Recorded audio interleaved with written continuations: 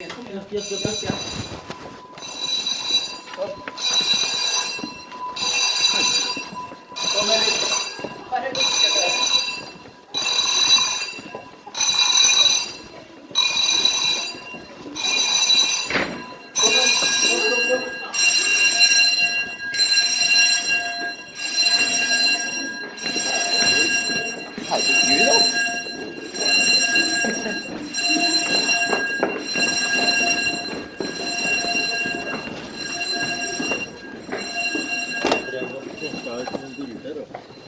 du gjorde det?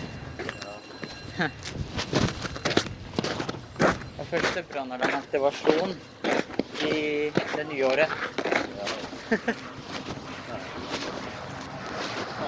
Herre min, ja.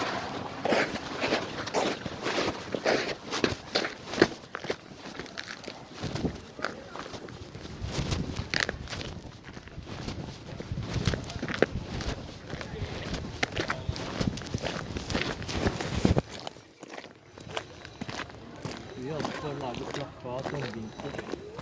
Ja.